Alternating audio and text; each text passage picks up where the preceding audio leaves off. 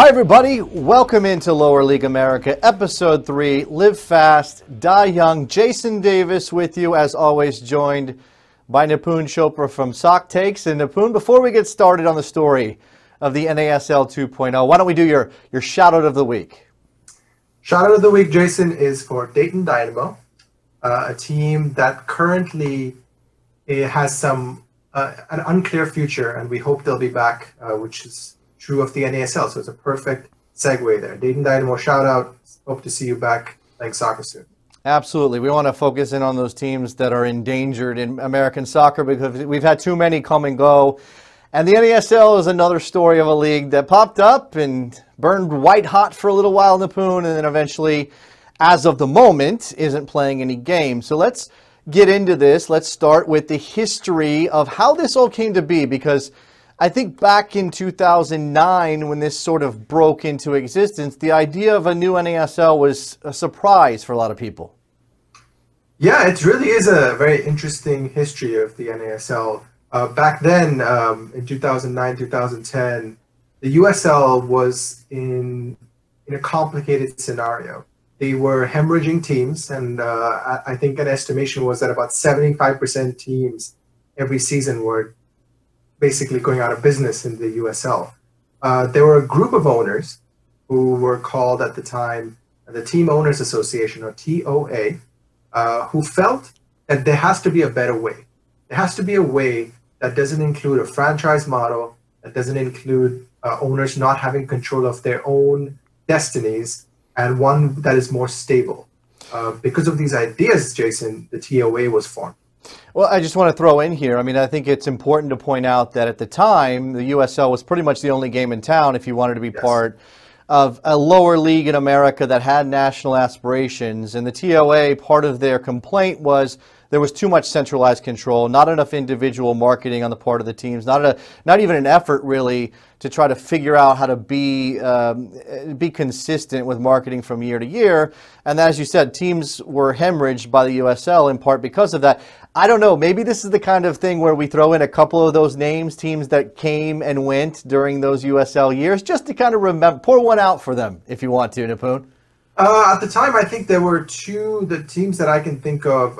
One of the teams that disappeared was the stillborn, was the Minnesota team that was stillborn, or the Crystal Palace Baltimore. Perfect example. Perfect example. Yeah. I remember a Cleveland team at one point. I'm not sure what they were. I can't even remember their name at the moment. I may have thrown in with the Puerto Rico Islanders for a little while back then.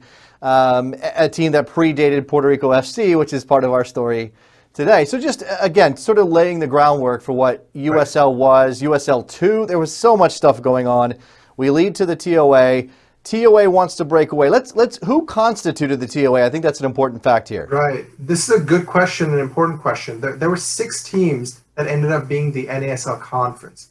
These included teams like initially the Rowdies and Minnesota Thunder, and there was another conference which included Portland, which ended up going to MLS the following season. I think more than the fact that there were these crucial owners, what we should point out is, even though the idea of this team owner association existed, it really took the intervention of Traffic Sports and Aaron Davidson to give these owners the courage to take this crazy step where they were stepping away from USL. Traffic Sports had come into the American market back in 2006 when they had invested in Miami FC. And by the time the TOA came around, Aaron Davidson, who was initially a lawyer for Traffic Sports, ended up taking over as the chairman of the NASL briefly. So right around this time period, and again, the timeline kind of matters, and hopefully people can follow. You had the division sanctioning. That was a question in American soccer. You had USL not necessarily chugging along, losing teams, TOA owners who want to do something different, who certainly had aspirations to be more than what they were. And that leads us to Traffic's intervention, which you outlined, Aaron Davidson's role in this, and maybe an active part taken by NASL, the people who became the NASL, their leadership, in how the second division sanctioning worked in the United States. This is not something we should gloss over, Nipun. It's a very important point, and a point that I admit I forget sometimes, and I think a lot of people forget sometimes. The NASL helped write and design the current Division II sanctioning requirements, specifically from Aaron Davidson and another person whose name I forget right now, who was involved in creating these sanctions, who wrote them with USSF. And that would be Stuart Goldfarb, son-in-law of Chuck Blazer. Exactly, that's right. The son-in-law of the infamous Chuck Blazer of 100,000 cats living in Trump Tower in infamy. May he rest in peace. What's important to note is that NASL designed these sanctions, which 6 or 7 years later they would be complaining about, which is a very interesting turn in the dynamic of all of this. And what's also interesting to me is that it seems, from any objective observer, that what NASL was trying to do was to make sure that they ended up as the Division II league, whereas USL couldn't meet some of those requirements, specifically the time zone requirements and specifically the requirement of how large markets need to be, which eliminated a lot of USL requirements from qualifying as Division II, USL teams to qualifying from Division II. So it's a very interesting thing that NASL did there. Yeah, pretty clear with their intentions here to try to sandwich themselves in between Major League Soccer and USL. That ultimately ended up, and we did have that brief period. You mentioned the two conferences. The reason that's something that had happened is because US Soccer stepped in to sort of deal with these two parties fighting against one another, and decided rather than sanction one or the other, they would throw them both into US Soccer Division II for a season, and that gave us an NASL conference and the alternate USL conference effectively, Nipun. Exactly. And once that happened, Jason, we found out soon that NASL got, within a couple of years, NASL got sole D2 sanctioning. And during that time, they went through chairman, Mr. David Downs, and then in came Mr. Bill Edwards, and Mr. Bill Peterson. And that's get your bills mixed up. Those are a very important difference there. Not that much difference between Bill Peterson and Bill Edwards, to be honest. You said it, not me.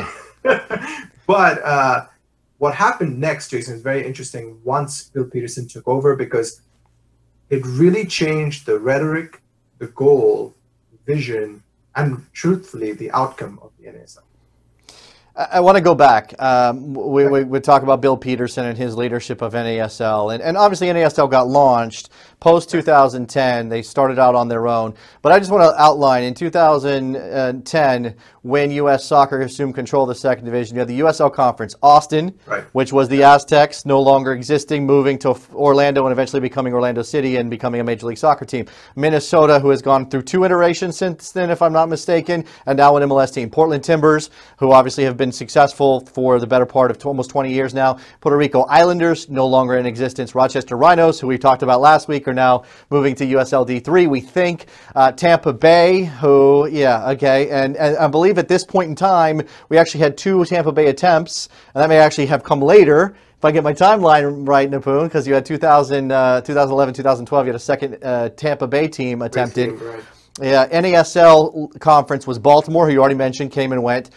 Carolina Railhawks, we know them now as North Carolina FC. Miami, Montreal, now an MLS team. AC St. Louis, and I think this is an interesting one. I don't want to spend a lot of time here, but Jeff Cooper came, again, burned right, started a team, wanted to do something pretty big in St. Louis, ended up getting involved with some fast food franchisers from over across the pond in England, and next thing you know, everything blows up. There's no AC St. Louis anymore, and the Vancouver Whitecaps, who eventually moved to MLS. And I do think it's important to point out that some of the lower division issues that we're talking about were brought into existence by the fact that MLS was poaching away some of these teams. We mentioned eventually Minnesota, but Portland and Vancouver certainly stand out from this list. All right, now we can move into 2011, 2012 when NASL really does get its launch. Yeah, and great points there, Jason. And a couple of interesting things in there, as you mentioned about MLS taking away some teams. That's a big complaint of NASL's, and it has some merits to it in the lawsuits, which we'll come to at the end of today's talk. The professor in me just jumped in there. In the end of today's show. By 2012, we were already seeing these teams, and as you said, Crystal Palace, for example, is a great example of what happened later with NASL. These fancy owners, Crystal Palace gets relegated to the Championship and the Premier League. They pulled funding from Crystal Palace, Baltimore, and the team collapses within the next 8 to 10 months, I believe, which happened again with another team we'll talk about. Yeah. But Jason, we should start talking about this now, because what happened with from the 2012-2013-ish year is NASL really started to do well for a couple of years, where it far exceeded what USL was doing. It was coming into some very strong markets like Jacksonville, Miami FC, which became Port Lauderdale Strikers. Then there was also another new Miami FC team, not linked with the original one, in 2015. New York Cosmos, a team that chose to go with NASL over MLS. And according to people who've covered the story at the time, people like Karthik Krishna, Brian Quarstead, Neil Morris, etc., what they explain is that this brought in a lot of NASL, specifically Aaron Davidson, felt that this was a huge coup for NASL, that Cosmos had chosen them over MLS. It gave them this false sense of, we can really compete with MLS. That's our goal. We want to be Division 1, and change the rhetoric. And that became their goal, and they aggressively tried to expand into markets that they shouldn't have expanded into, which started happening by 2014, 2015. I think this is a good place to pause. We'll come into the Bill Peterson era, and when the rhetoric gets jacked up and what happens next for NASL right here, Lower League America on Compass Football. Stick with us.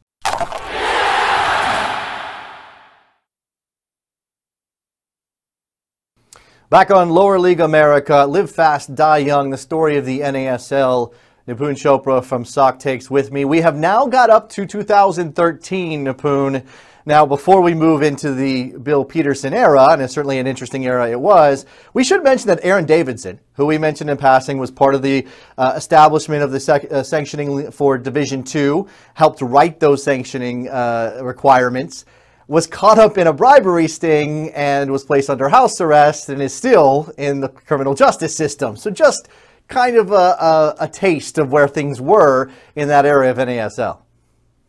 This is where we start finding out some of the troubling stuff about NASL. We learned that Traffic Sports owned all the B shares, which summarizing are non-voting shares, but they're important to who actually owns an IP, who actually owns a property. We learned that Traffic owned all, if not all, most of NASL's B shares, something that was denied by NASL until it was uncovered by aforementioned brilliant journalists. And Aaron Davidson was found guilty of some serious bribery charges, for which he underwent trial, and I believe he's still under house arrest. I'm not sure what his status is now, but he's not a free man. We're not here to talk about the legal entanglements of bribery in soccer, although I will say that I believe that was related. I mean, Traffic is part of the story here. Traffic's a major player here. Traffic's the reason that Aaron Davidson is essentially in jail working on their behalf. I believe part of that was around the Copa America Centenario plan, which ultimately led to them having to rebid the rights for the Copa America Centenario after it was uncovered. There was a lot of bribery, especially involving some Brazilian dignitaries in the soccer world. So that's sort of, again, a flavor of what was going on with Traffic Sports and their connections. Here we go with the Bill Peterson era, and Bill Peterson himself is an interesting character in where NASL has been and is now situated in 2018. Bill Peterson's legacy is a complicated one. There are some people who want to present him as the boogeyman for NASL. However, I think there are some good things Bill Peterson did. For example, bringing in markets like Jacksonville, Indy 11, and, Miami FC, and Ottawa. These were markets that Bill Peterson reached out to, spoke to, and brought in. The flip side of that are markets like Rayo OKC.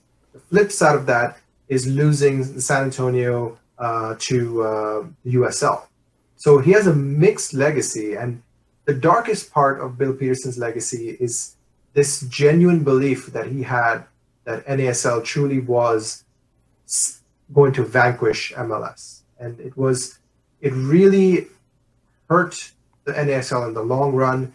But again, I don't think he did everything wrong. I think he's a complicated man and a complicated legacy. I've talked to him before, nice person. Sure. But poor decisions. There were poor decisions made. The biggest one, Jason, around 2015 was Rayo OKC.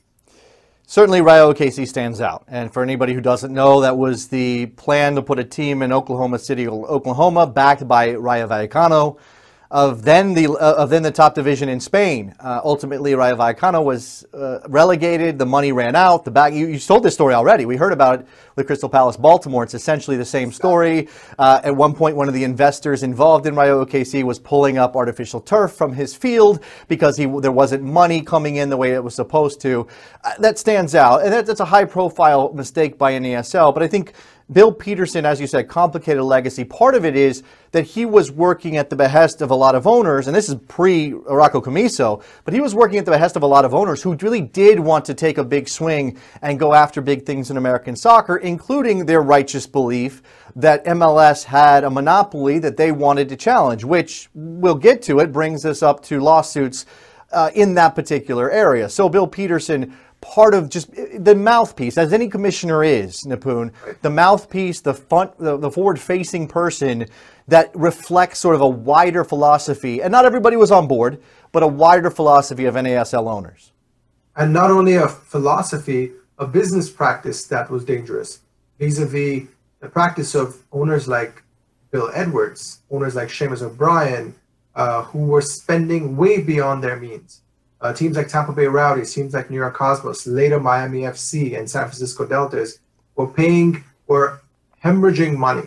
There was an estimate, I think it was by Jeff Reuter from currently of Athletic Soccer, who reported that New York Cosmos in 3 or 4 years lost $30 million. This is before Rocco Commisso. So it gives you an idea of how irresponsible a lot of these teams were behaving. So let's come to 2016, 2017, the last year NASL played. Obviously, again, Rocco Commisso comes in part because Seamus O'Brien and the ownership group of the Cosmos pull out.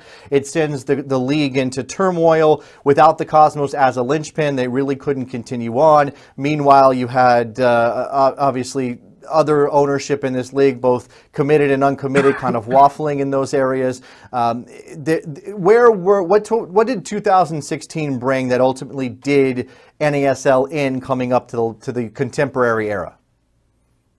2016 was the year where a lot of things went wrong. Rowdies left, Ottawa left, North Carolina FC Carolina Railhawks rebranded as North Carolina FC in what was move one of joining USL. There were multiple teams that talked to USL about leaving, including Jacksonville, Indy 11, even New York Cosmos. So the writing was on the wall, and towards the end of 2016, it seemed the NASL was dead because they were under the 8 teams that were required for sanctioning. However, in a master stroke, we can call it that, Jacksonville Armada became a league-owned team, got the league to 8 teams with the incoming San Francisco Deltas. And we had a new day in 2017, Jason, where we had 2 leagues yet again, USL and NASL sanctioned as co-division 2, provisionally as co-division 2 leagues. And that, again, there was a change in rhetoric once more from the NASL. This time we heard about the possibility of collaboration with USL, who, by the way, this whole time had been just catching up and going into excellent markets like Cincinnati, markets that NASL thought weren't big enough to attract an NASL team. So USL had been building this whole time, and 2017 is really the inflection point for both leagues. Rayo going, Puerto Rico FC was hit by a hurricane. They were already sort of suffering before that. You had the defections of teams for the USL, which we've already thrown in here. Bill Edwards, who was a major part. This was a big deal to have a defection in Bill Edwards. He was a major part of what was pushing NASL forward. And ultimately, I believe in part because of the MLS bid for Tampa, he decided his best bet was to jump ship and go to USL. That really did NASL in, and you had a couple of teams holding down the fort. They play out the season, they play out the string, they get to the end in 2017. And Nipun, just a bit of a personal observation here. I was at the NASL final in 2017 between New York Cosmos and Indy 11, and it was a sad affair. That was 2016. Was that 2016? I'm getting my years confused. Was Deltas. Oh, Deltas, right. So again, we have two years because Indy 11 jumped ship for USL after being a part of the NASL final. But that was obviously a bit of a sad situation. Then you mentioned the Deltas, 2017, right? The final champion so far, we think, for NASL, depending on how the lawsuits turn out and whether they can restart the engines. And they fold immediately thereafter, sort of embodying everything that went wrong in the last couple of years. So that brings us to lawsuits. That certainly brings us to, and Ricardo Silva is a part of this as well. And there's stories here we're missing. We're missing some of the, we're missing Eric Winalda coaching by Skype with the Atlanta Silverbacks at one point. We're certainly missing the story of the Fort Lauderdale Strikers and the Brazilian investment. They came in and went out. I believe Ronaldo was involved at one point briefly. I mean, that's how wild things were. But that gets us to 2017, the end of things, and then the lawsuit. How did that all come about? Yeah, so 2017 was really the end of the NASL. Indy 11 joined USL in January 2018. North Carolina FC joined USL in 2017. Ottawa had already left. Deltas died. Jacksonville got a new owner. They'd been team owned before that. Puerto Rico FC, as you said, were hit by Hurricane Maria. So what happened by December and January 2018, it became clear that NASL was really an entity in legal name only.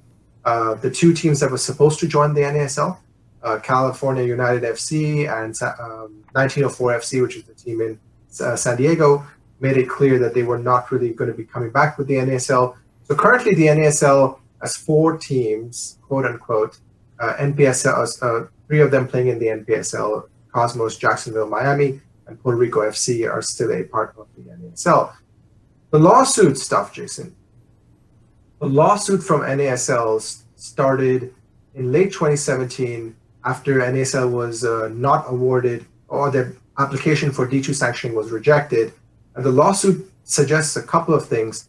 Most centrally, that the reason that NASL finds itself in the situation it's in is because there were active parties working against the interest of the NASL, specifically the United States Soccer Federation, MLS, and USL. Collusion is the claim here from NASL. Certainly, again, Rocco Commisso committed to this challenge of U.S. soccer and MLS and claiming the collusion in antitrust court in Brooklyn, and that's really where we are. I mean, we're still sort of going through that process. We expect that legal process to take quite a while, Nipun. And I guess what I'll close out here with, what I want us to finish with, is what we think the future is for NASL. I mean, it is dependent on the lawsuit to an extent, but even if they win the lawsuit, is this going to be something akin to the USFL, where they won a lawsuit against the NFL, but the damages were minimal and the league didn't exist after that anyway? If NASL wins the lawsuit, Jason, it will change U.S. soccer forever.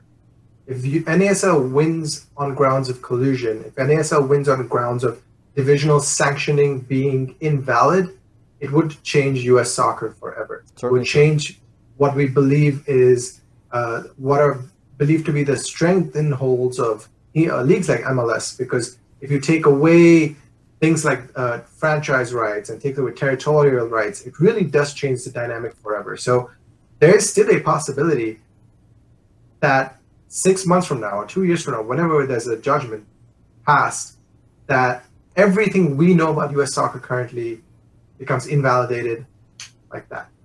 That's truly what is the most, I don't know what the right adjective is. It's alarming, it's promising, it's crazy. All those adjectives belong to this potential outcome of NASL. We're at a point with NASL where I don't believe that league will come back in a form that resembles what it was previously. However, as you said, should this lawsuit succeed, should NASL be a Rocco Commisso and the investment there in that lawsuit actually prove collusion, antitrust behavior on the part of U.S. Soccer and MLS, and a court rules that way, it will create a even more Wild West and even more completely open. And I'm not necessarily saying a good or bad. I'm not putting a judgment on that. It will be a new day. And certainly people who are fans of NASL and people involved in the NASL, the league, will tell you that tearing everything down would ultimately be a good thing. Now, it may take a long time to build it back up, Nipun, but hey, that may be the legacy of NASL at the end of the day. If that happens, that would be the legacy of NASL. NASL would be the league that brought soccer to America, the 1.0 version. It would also be the league that completely destroyed soccer, and hopefully the 2.0 version, and hopefully if there's a 3.0 version, the rebuilding of NASL, rebuilding of American soccer. NASL 2.0, different than NASL 1.0, but still doing some pretty amazing things on the American soccer scene. Let's recognize here, included in a lot of what we talked about, the reporting of Carter Krishnaiyer, Neil Morris, who you mentioned, 55.1 out of Minnesota, Jonathan Tannewald has done a lot of work in this area, and many more people who we can't recognize today. Nipun Chopra and Sock Takes have done a lot of work as well. And I want to thank everybody who has contributed to what we talked about today. Nipun, any parting thoughts on NASL as we go? My parting thoughts are it's a league that will always be remembered for the good and the bad. And it's a league that I hope has a future, much like Dayton Dynamo. But as things stand, much like Dayton Dynamo, all we have is radio silence. This is where I remind you to follow us, Compass Football, Twitter, Instagram, Facebook, YouTube. You can find the show on Facebook, YouTube, and Periscope.